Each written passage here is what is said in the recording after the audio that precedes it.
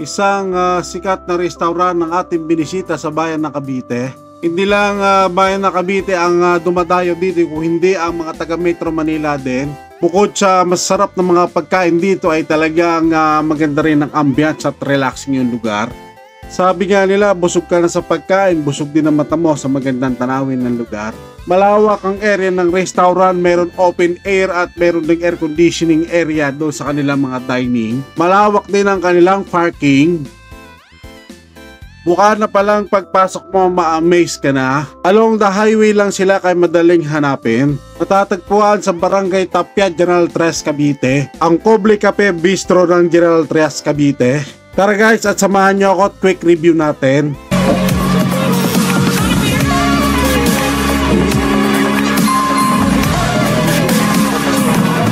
Three, two, one, go!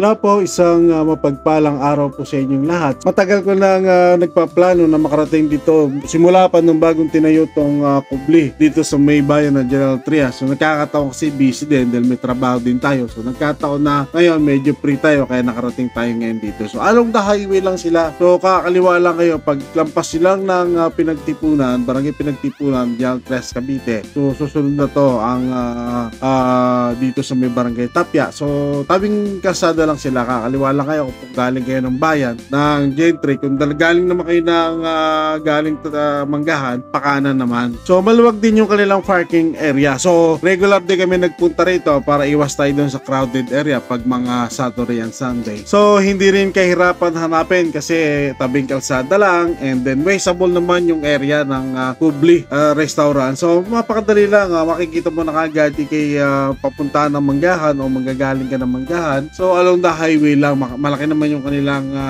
wrap ng restaurant. So medyo excited na tayo at siyempre papasok na muna tayo sa loob. So sa bukana pa lang medyo elegante talaga at dating magandang pagkakagawa. So isa rin to sa magandang dinadayo ng mga tao pag nakikita nilang ganitong mga setup ng mga restaurant na medyo maganda sa paningin ng ano mo, kasi bukod doon sa nabubusog ka, nasa satisfy ka pa doon sa inyong makikita sa mga ambience. So dalawang klase din naman yung dining area nila. Meron din silang air conditioning dito sa may tapat na to. So paglabas mo naman dito, ang ganda rin ng pagkakagawa ng ano nila. Dahil ang ano nila, ang tema nito parang Thailand type kung di ako nagkakamali. Maganda, talagang relaxing. So pagpasok mo pa lang dito, talagang relaxing type ang tema na nararamdaman mo. So hindi lang pagkain, kumbaga yung mga ganitong sistema, hindi lang pagkain yung hinahanap mo rito, kung hindi talaga yung ambience din, ambience saka yung environment ng area. So relaxing talaga yung lugar. So isa rin sa hinahanap natin yung magandang view. So bukod kika nga sa pagkain, ito iba talaga iba dating pag maganda view na nakikita mo, na-excite ka. So habang nagte-take ng order si Mrs., so iikutan ko muna ang area.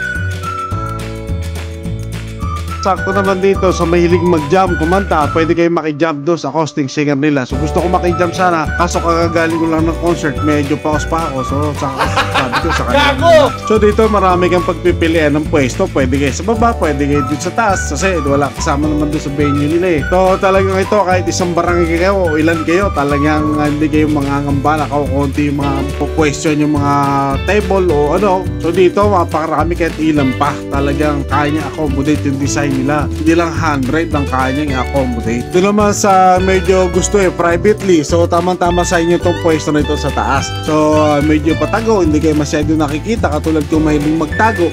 Kilala kong kaliskis mo, hoy. Kaibigan. Kagandahan din dito, tanong na tanong mo sa baba. Yung mga tao na nakapwesto sa baba. So medyo mahangin din dito. Malakas yung hangin, presko. So the rest of the wala maganda yung simoy ng maganda yung ambience talaga. Walang amoy. Pagkamata ito'y tabing kalsada rin. So maganda yung amoy, maganda yung ambience.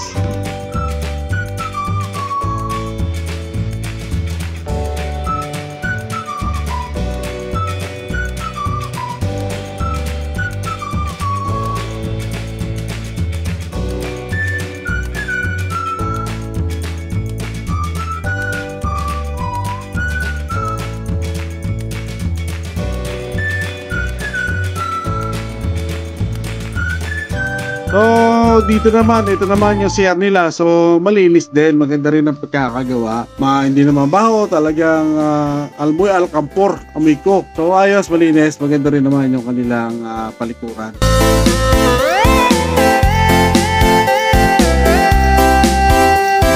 So paglabas mo naman sa CR nila, ito na rin nabubungad sa iyo. Mahilig sa mga mamam. Aba, pwede rin pala maganda rito magmamam. Pam, sarap din magtumambay dito kasama mga tropa o barkada. Talagang nakaka-relax. Habang nakikinig ka ng music nila, talagang sarap. Hindi ka masyadong magkakatoma. So dito, pwede ka rin naman bumili ng pampasalubong mo para pag uwi mo, may pansalubong ka doon sa mga chikiting mo o sa kapamilya mo. So dito, maganda yung tema nila. Hindi lang yung dine-in. Pwede kang mag-drinks. Pwede kang bumili ng pampasalubong sa pamilya mo at barkada. So ito naman yung dine-in nila na air conditioning. So dito rin kami po pwesto mamaya. Kumbaga umikot lang ako para mamaya pagkatapos ng pagkain di aalis na ka agad at hindi na magbibideo pa. So dito mamaya yung prospekto para malamig. Siyempre doon ka na sa malamig. So pwede ka rin umorder ng mga cake dito, coffee o mga ano man yung mga gusto mo. Alos 3-in-1 kompleto ika nga.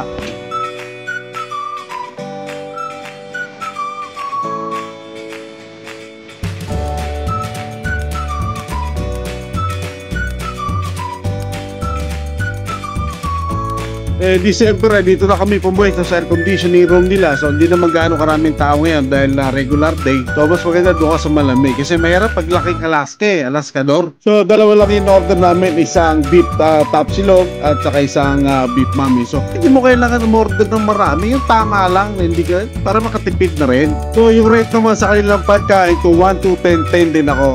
Masarap, malasa yung kanilang luto.